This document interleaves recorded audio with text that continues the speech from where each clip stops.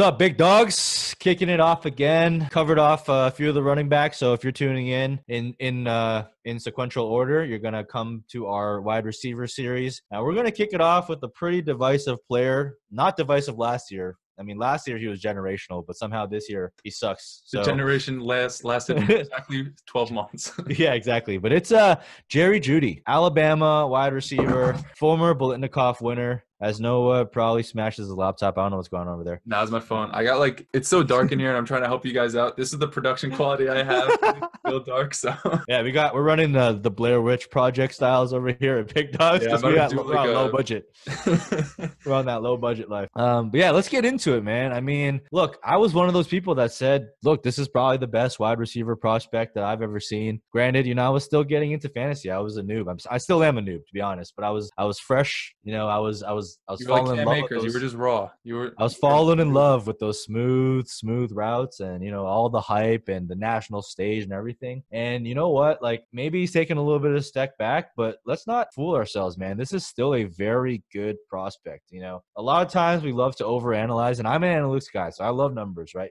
He doesn't have the greatest analytics profile in terms of his breakout. In terms of his market share, because he kind of took a bit of a step back this year and took a second seat to guys like Devonta Smith. But when you watch him on film, and Noah's gonna put some of these up, but this guy's probably got the best dead leg out of all the wide receivers. I mean, I have not seen anyone else put defenders on skates like he does, and he sets them up really well. He went to the combine, didn't test that great. I mean, people said that he was gonna run a 4.3. I myself was pretty skeptical because I don't think he's someone that has like that super long speed. He has great speed. He's fast enough. He's good change of direction. I'll say that. I think that's one of the best parts of his game is making people miss and winning in routes because he can slow down and speed up like on a dime. Yeah, exactly. I mean, he knows how to set people up, and like you can tell that he's this is a term that gets thrown around too much. A student of the game, which basically means someone that's non-athletic. But he really is. Like, you can kind of tell like the way he sets defenders up and the way he runs his routes. Like, he's, to me, is not the highest ceiling, but like the most pro ready, right? He's kind of like the Swift of the wide receivers, in the sense that you can kind of just drop him into an offense and kind of let him go from there. Like, what are your thoughts on Jeudy? Like, what do you see when you watch him on film?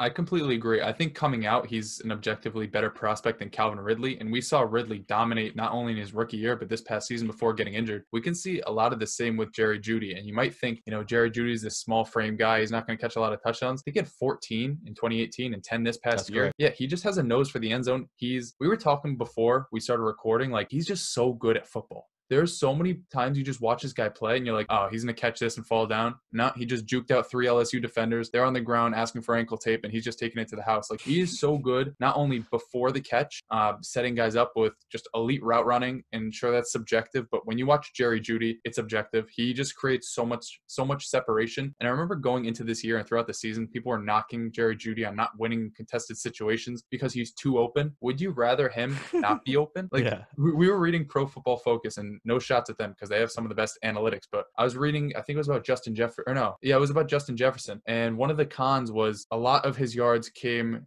in finding holes in zone defenses. Like, would you rather him run into cornerbacks when he could be open? Like, the knock on Jeudy not winning contested situations because he's not put in those situations, it's I don't know, it's kind of dumb to me, especially when you look at the in-depth numbers. He caught 7 of 11 contested catch opportunities in 2018. I couldn't find numbers this past year. There were talks about him dropping more passes than in years past, but he only had a 5.6% drop rate, or 5.8% this year, 5.6 the year prior. So it's not like his hands like disintegrated this past year. He's still a very good receiver. And after the catch, just to put numbers behind how elusive he is, he had 15 forced missed tackles. He was 24th in yards after catch per reception with 7.9.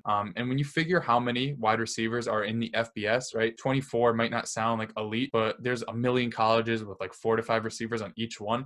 There's a ton. And again, 65, that doesn't sound very high, but he was 65th in yards after contact per reception. So for a guy in a slight frame, you don't expect him to win after getting hit. Picked up 2.55 yards after catch per reception. He's also 58th in broken tackles per reception with 0.117. So just, he's very good with the ball in his hands. He's very good before the ball gets in his hands. And sure, if there's one con, it's probably winning at the catch point because he's not some big physical guy that's going to moss you. But when you get open as well as he does, even in the red zone, right? People make this mistake of just thinking because you're big, you're a good red zone weapon. The same case is made for running backs. Julio Jones. Like Julio Jones isn't coming down with much in the end zone, while Calvin Ridley's going out there and catching 10 touchdowns and like, Julio, just catch a ball like inside the painted area. And he's like, I can't do it, man. It's like the same thing with running backs. Like when Philip Lindsay was taking over goal line touches over Royce Freeman, people were like, oh, Royce is better. He should be used there.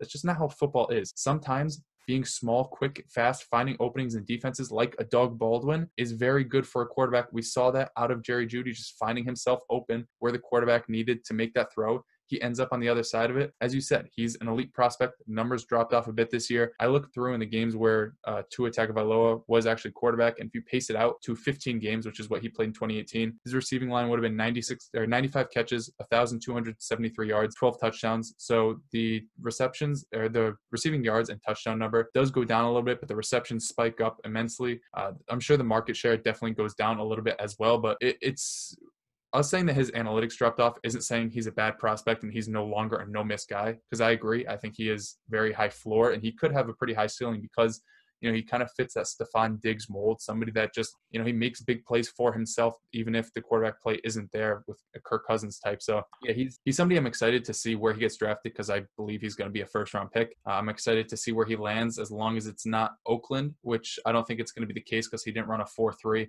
And the spirits of Al Davis aren't going to tell them to draft him. So, yeah, I'm all in on Jerry Jeudy. He's my wide receiver 3, and that's not to say that I think he's a lot worse than Lamb and Rager, who we're going to get to later. I just think, the upside for the other two is there while the floor is also there, and I think Jerry Jeudy's ceiling may not be as high as the other two, but I think stepping into the league, if you want to draft one of these receivers and want to get the most return on investment year one, that honestly might be the smartest move for you to do. Like we saw N'Keal Harry this past year, who was seen as a very high upside guy, disappoint, and his trade value is less than a David Montgomery. If you want to bank on somebody and want to trade them after year one, I don't advise doing that, but Jerry Jeudy could be that guy for you. Yeah, look, I mean, when I think of Jerry Jeudy, he's kind of built in that Alabama mold, right? Like, aside from Julio Jones, who's an absolute freak, like Amari Cooper was never a good contested catch guy, and he still isn't. Right, even though he's athletic, he's got he doesn't have much burst. Like he can't really leap and jump up above guys, but he consistently beats people like on the ground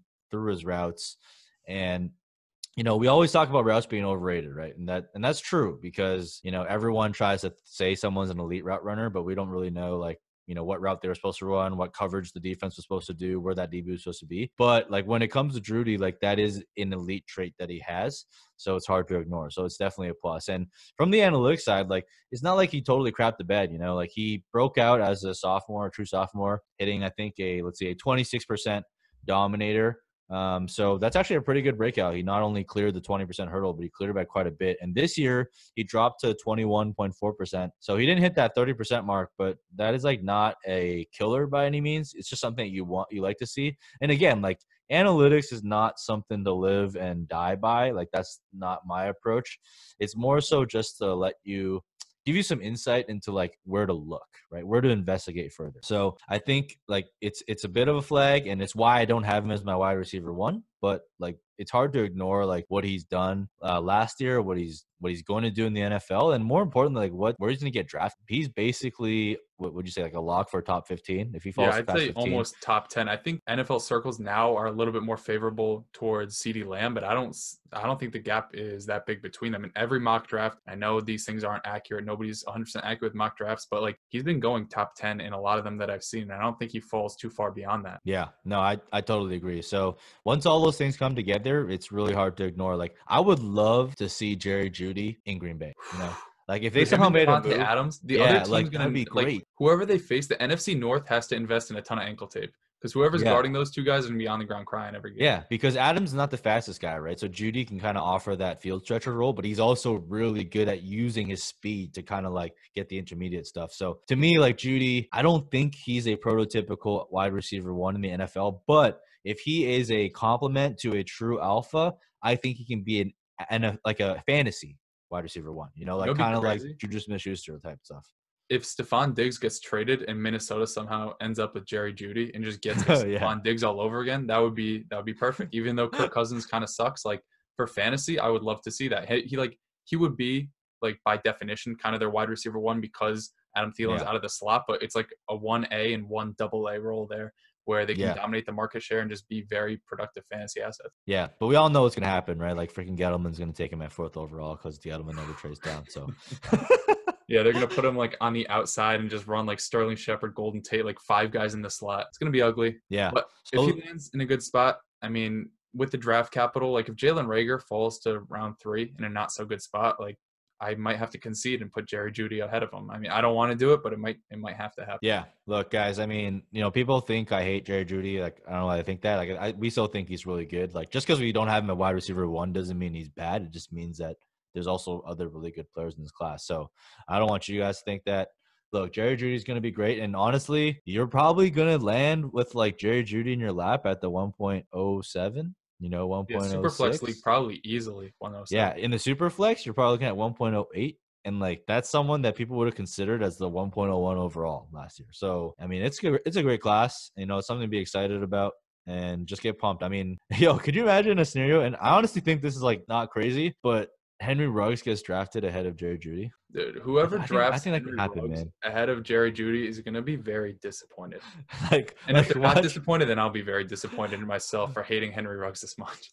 watch Philly, watch Philly just trade up and then just draft Henry Ruggs. Honestly, though, Jerry Henry Jeudy's still Ruggs on and the board. Philly would be pretty good. I'd like to see It would be a great match for sure. But look, guys, he's a great prospect. Let's not fall into the, overthink, criticize everything. That's something that I used to do a lot. And I try now to kind of really look at what can players do well? And then did the team that take them, are they capable of leveraging that? Because, last year, all I did was hate on DK Metcalf and what he couldn't do, and I didn't focus enough on what he could do. And I don't want to make that same mistake this year, and I hope you guys aren't either. And we know that Jerry Jeudy is a great route runner. We know he's great at getting separation, and he's pro ready. So look, if there's a team that needs him and there's targets available, he's going to be producing for you year 1. Yeah, and if he's taken top 10, top 15, the team that drafts him is probably they already know what role they want to use him in, right? They're spending that much capital. That means that they have something cut out for him to fill. And if that's the case, right, he could easily, I could see him returning wide receiver 2 value year 1. I wouldn't be surprised about that at all. I could see a Terry McLaurin type of season for him year 1 and not be shocked about that at all. And if that happens, his trade value, if you want to get off that ship because you don't believe in him as a talent, he just kind of fell to you in a rookie draft, that trade value is going to be huge because he has, a better profile than Terry McLaurin. He's going to have better draft capital than McLaurin.